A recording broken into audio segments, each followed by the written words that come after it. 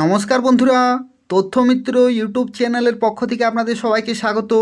আজকে এই ভিডিওতে আমরা আলোচনা করব ত্রিপুরায় কিছুদিন আগে হাইকোর্ট ঘোষণা করেছে যে স্থির বেতনে চাকরি প্রদান বাতিল। অর্থাৎ ত্রিপুরাতে কোনোভাবেই স্থির বেতনে চাকরি প্রদান করা যাবে না। অর্থাৎ চাকরির শুরুর দিন থেকেই পূর্ণ বেতন কিন্তু দিতে হবে। অর্থাৎ সমকাজে সমবেতন যে নীতি সেটা কিন্তু প্রয়োগ করতে হবে। এই যে ঐতিহাসিক রায় ঘোষণা করেছে ত্রিপুরা হাইকোর্ট, এই ঘোষণার পরেই বিজেপি শাসিত ত্রিপুরা সরকার তারা কিন্তু সর্বোচ্চ কোর্টে এসএলপি দাখিলের জন্য তোড়জোড় শুরু করে দিয়েছে। অর্থাৎ সর্বোচ্চ কোর্ট অর্থাৎ সুপ্রিম কোর্টে যাওয়ার জন্য তারা কিন্তু তোড়জোড় শুরু করে দিয়েছে এবং এই সংক্রান্ত অনেক কিছু খবর রয়েছে আজকের এই ভিডিওতে। সেই সম্পর্কে আলোচনা করব। সম্পূর্ণভাবে ভিডিওটি দেখতে থাকুন। প্রত্যেকেই ভিডিওটি লাইক করে দেবেন, শেয়ার করে দেবেন এবং তথ্যমিত্র চ্যানেলটি সাবস্ক্রাইব করে রাখুন এই ধরনের গুরুত্বপূর্ণ খবরগুলি সময় মতো পাওয়ার জন্য। এই চ্যানেল থেকে এই ধরনের খবরগুলি বিশ্লেষণ করা হয়ে থাকে। তো দেখুন, স্থির বেতন ব্যবস্থা বাতিল করে ত্রিপুরা হাইকোর্টের সাম্প্রতিক রায়কে চ্যালেঞ্জ করে রাজ্য সরকার সুপ্রিম কোর্টে এসএলপি অর্থাৎ স্পেশাল লিভ পিটিশন দাখিল করার জোর প্রস্তুতি চলছে। মহাকরণ সূত্রে যেটা খবর সেটা হচ্ছে, স্থির বেতন নিয়ে হাইকোর্টে রায়ের ভুল ব্যাখ্যা করে রাজ্যের মুখ্যমন্ত্রীকে পুরোপুরিভাবে অন্ধকার রেখে কর্মচারী বঞ্চনা আরও দীর্ঘায়িত করতে সরাসরি ময়দানে অবতীর্ণ হয়েছে একাংশের দুর্নীতিবাজ আমলাকুল। রাজ্য সরকারের এই অতিরিক্ত আমলা নির্ভরতা আগামী দিনে ভয়ঙ্কর রূপ ধারণ করে সরকারকেই বড় আইনি সংকটে ফেলতে পারে বলে মনে করছেন আইনজ্ঞ মহল।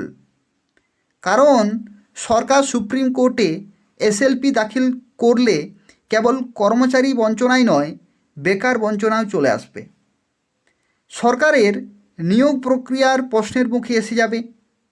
ওই রায় পর্যালোচনা করে আইনজ্ঞদের বক্তব্য, এই রায়ে ত্রিপুরা হাইকোর্ট নতুন কোনো আইন বা নীতি তৈরি করেনি, বরং সুপ্রিম কোর্টের 5টি সুপ্রতিষ্ঠিত এবং বাধ্যতামূলক রায় কিন্তু অনুসরণ করেই সিদ্ধান্তে পৌঁছেছে।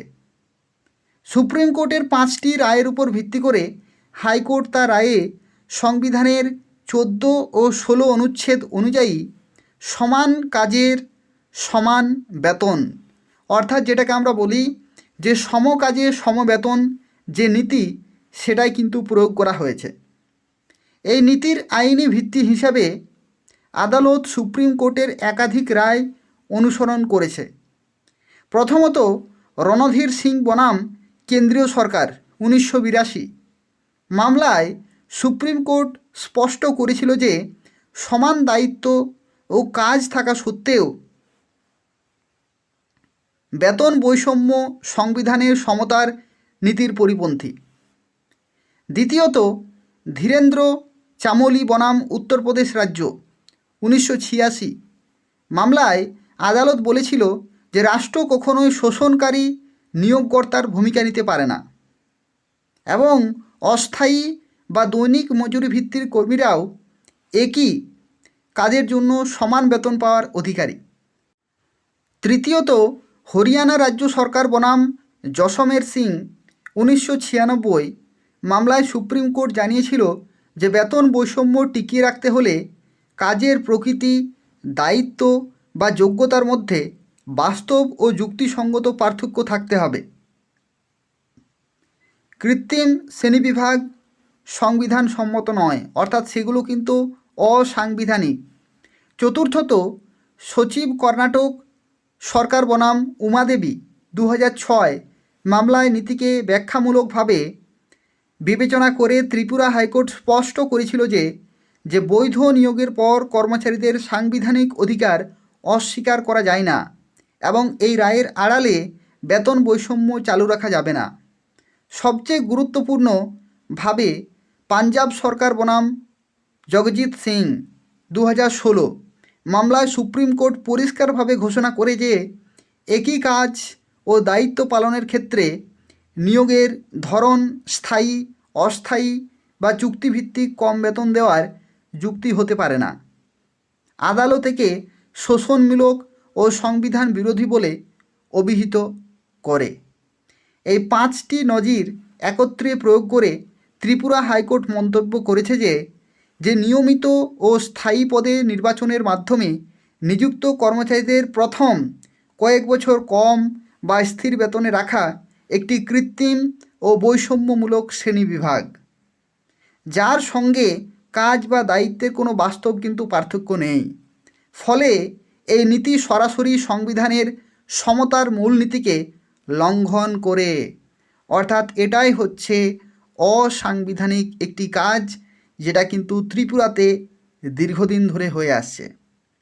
আইনজ্ঞদের মতে সংবিধানের 136 অনুচ্ছেদ অনুযায়ী এসএলপি গ্রহণ করা সম্পূর্ণভাবে সুপ্রিম কোর্টের বিবেচনার বিষয়।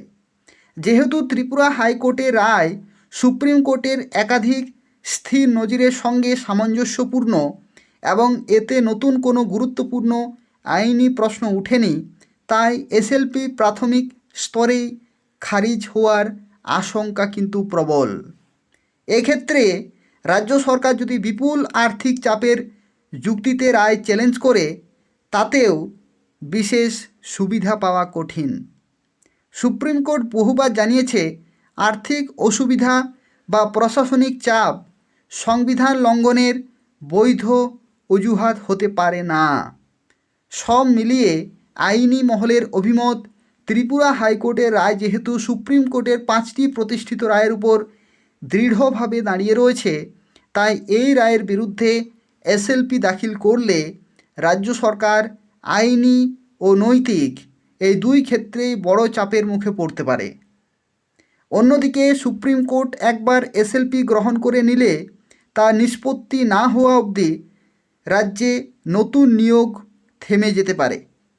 কারণ নতুন নিয়োগের ক্ষেত্রে বেতন কি প্রচলিত স্থির নিয়মে হবে নাকি হাইকোর্টের নির্দেশের প্রেক্ষিতে হবে, রেগুলার বেতন কমে, তা নিয়ে আইনি প্রশ্ন কিন্তু আসবে।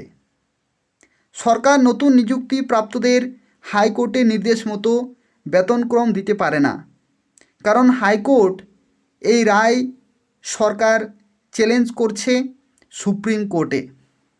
অন্যদিকে সরকার স্থির বেতনে নিয়োগ দিতে পারবে না যতক্ষণ না সুপ্রিম কোর্ট তার রায়ে স্থির বেতনের কথা বলবে।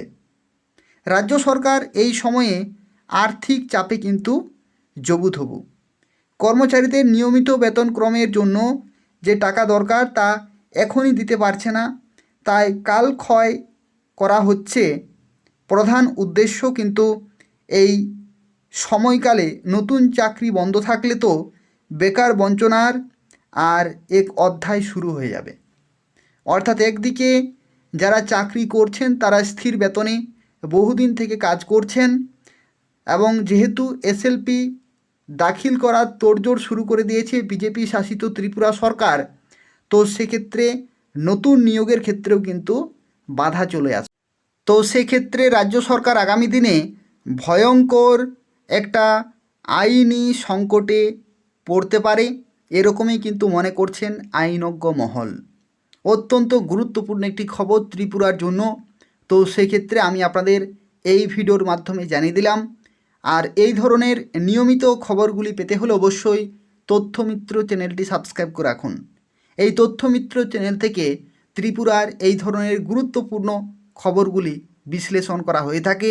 অবশ্যই প্রত্যেকেই চ্যানেলটি সাবস্ক্রাইব করে রাখুন। ধন্যবাদ।